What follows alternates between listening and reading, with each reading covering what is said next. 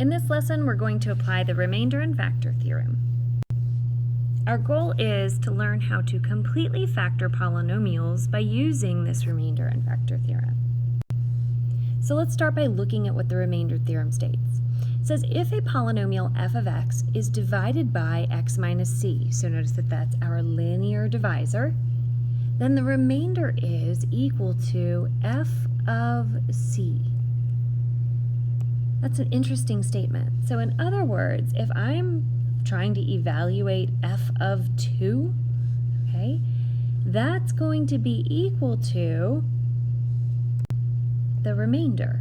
How do I get the remainder? Well, if you do synthetic division, this value here is your remainder, so it's always your 0 or your c value that goes right here. So if you're trying to find f of 2, you do synthetic division using the 2, and this value down here will be your answer.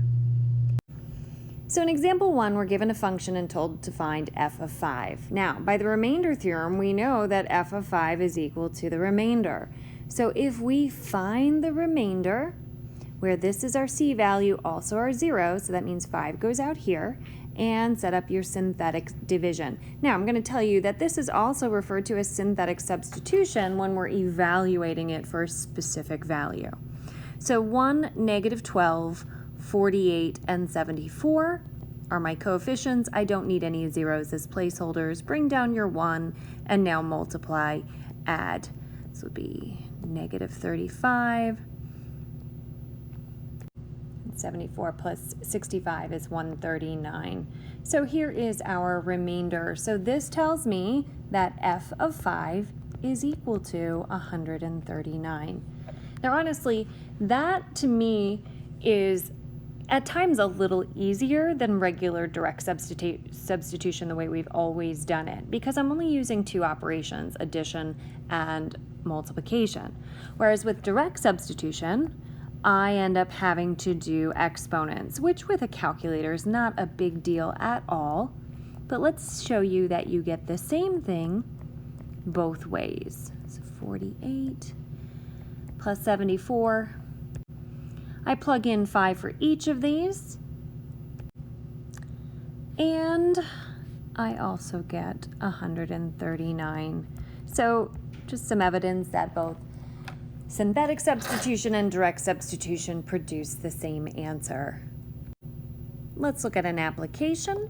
The number of tickets sold during the Northside High School football season can be modeled by T of X, which is shown there, where X is the number of games played. Use the remainder theorem to find the number of tickets sold during the 12th game of the Northside High School football season. So if I'm using the remainder theorem, that means I need to find f of 12. And that's going to be equal to the remainder when I do synthetic substitution. So I set it up, 1, negative 12, 48, 74, place 12 out here, and my goal is to find the value of the remainder. So I bring down, I multiply, I add, multiply, add, multiply. Okay, 576 plus I add would be 650. So f of 12 is equal to 650 tickets sold.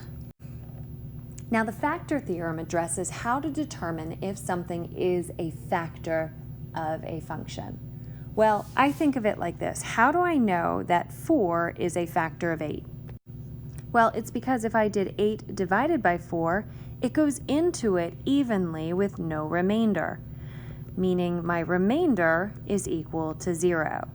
Well, that's really what I'm stating with the good old factor theorem. A polynomial function f of x has a factor x minus k if and only if the remainder is 0, which I'm going to write like this. If f of k is equal to 0, because that's another way of saying, well, the remainder is 0. And I've put it in words as well. All right, so in this example, we're asked, is x minus 1 a factor of h of x? Well, if it's a factor, it goes into it evenly with no remainder. So let's check it by doing some synthetic and looking at what the remainder is. Now, this is linear. I need the value of the 0, which would be positive 1 to do my synthetic division. Bring down my 1, multiply, add. 1 times negative 2 is negative 2. Add, I get negative 3. Multiply, and I get negative 3. Add, and I get 0. So, since my remainder is 0, I can conclude that it is a factor. So in part B, we're told to completely factor h of x. Well, here's the beautiful thing. I just determined that x minus 1 is a factor. So that means I kind of have this partially factored. If I look at my little depressed polynomial here, here's my constant, this is my x, and this is my x squared. So this would be 1x squared minus 2x minus 3 is the remaining trinomial when I first divided it by x minus 1. So what I'm saying is these two polynomials here, this binomial and this trinomial multiplied together, equal my original cubic function. So in other words, I factored my first step, and now I have a quadratic remaining. So this potentially factors into 2 more binomials. So I'm going to say that it factors into minus 3 and plus 1 would give me negative 3 for here, and it adds together to give me negative 2. And I need to remember to bring down my x minus 1. So I'm going to state that completely factored h of x is equal to these 3 binomials multiplied together. And let's just make a connection very quickly. So what's this mean? This means if I have a function, h of x, it is a cubic function. It crosses, my zeros would be 1, positive 3, and negative 1, because those are my factors. And I could use my knowledge of n behavior and multiplicity to know that it does something like this for a quick sketch. From here, I could discover all sorts of things. I could do my y-intercept. I can talk about n behavior, multiplicity, great stuff. In example 4, I'm to use the factor theorem to determine if the given binomials are factors of the function. And then we are to completely factor it. So I'm going to test these two. I'm going to set up my synthetic division, picking off my coefficients, make sure always that it's in standard form, and check to see if you need any zeros as placeholders. So first I'm going to try positive 5, because this is my factor, this would be my corresponding 0. I bring down the 1, and now multiply, add, crank out your synthetic. When I do, I get a remainder of 0, which is telling me that x minus 5, yes, it's a factor. So I can immediately write, okay, so you know what I have so far? I know that f of x is now equal to x minus 5 times the remaining depressed polynomial, which is shown right here, times x squared plus 3x plus 2. Now, that's quadratic. I could factor that, but I want to show you how you can continue with your synthetic, because you're told to check, is x plus 2 a factor?